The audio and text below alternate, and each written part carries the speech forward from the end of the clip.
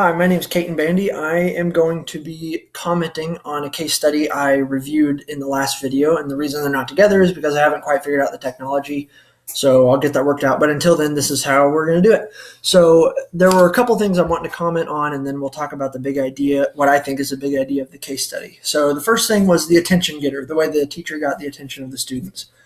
He walked into the class. He didn't start out with a mundane "Hi, how are you? Get this out, or what you spend your weekend doing, or whatever." I mean, he walked in, and the first thing he said was, "Have you ever known anybody that has died of AIDS?" I mean, that is something that is just going to grab the attention of the students. And whether I use that specific example or just going out of the box to get their attention, I think is a really valuable thing to do.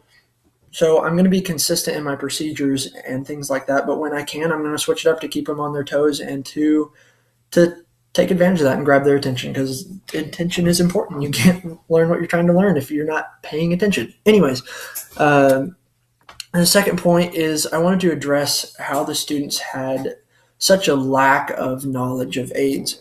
So I've seen this a couple different times. Christopher Hitchens, the late Christopher Hitchens, was an atheist, and he was a debater and different things like that. And I heard him talk about how the Pope's position on AIDS was that AIDS is bad, but condoms are worse. And I just wanted to point out that without religion, and also that's the Roman Catholic religion, which is the religion of this school that the case study's done at. But without that religion, that would be a really unnatural view to say that something that prevents a disease isn't as bad as the disease. That doesn't make sense without the religion there. So anyways, and then actually in my own personal experience, I went to Carl Junction High School, and in junior high, well, I went to Carl Junction Junior High as well, but in junior high, during sex education, I can see it right now. We were sitting in the gym, and they had a tennis racket, and they said,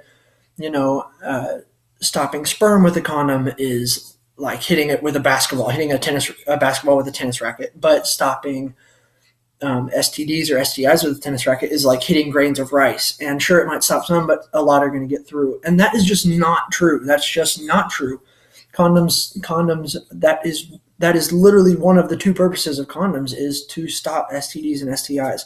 So it's things like that. It's people pushing their agendas. It's people saying, this is my religion, this is our belief, so we're going to push this agenda. And with these students, it looks like their community, and especially probably their parents, influenced what they believe. So they're thinking that if they brush up against someone with AIDS, that they're going to catch AIDS. I mean, that just isn't, that is not factual. That comes from someone who's pushing their agenda or from fear. So now I want to talk about the big idea. I think the big idea of this case study was the question of should I try to convince students to believe what I believe? So obviously the teacher disagreed with the students, and I think most of us would disagree with the students that the people that have AIDS are sinners and they deserve it. I think most of us would disagree with that statement. But do you try and convince somebody to believe what you believe? And as far as I can tell, there's three options of this. You can either try and convince them, just directly argue. You can deal with that they disagree with you and just give them knowledge, just encourage them and to grow in whatever they want to grow. Or a way I was actually talking to someone presented this idea to me is to kind of be a devil's advocate and question the student's position. So you're not directly saying, no, it's not this, it's this way, but you're saying, okay, let's take what you said and let's apply that. And let's see if you actually agree with that. What do you actually believe, and test their belief. And I would go with the third option. I think devil's advocate is the way to go. I think one of the best ways to have an argument is by asking questions. That's how you build that positive relationship and have that connection with your student, but then still encourage that growth. And you're not directing the growth, because just as much as they don't have the market on rightness, I don't either.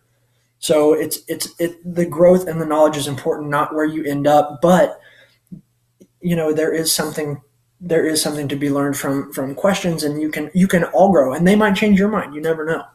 But that's what I think the big idea is.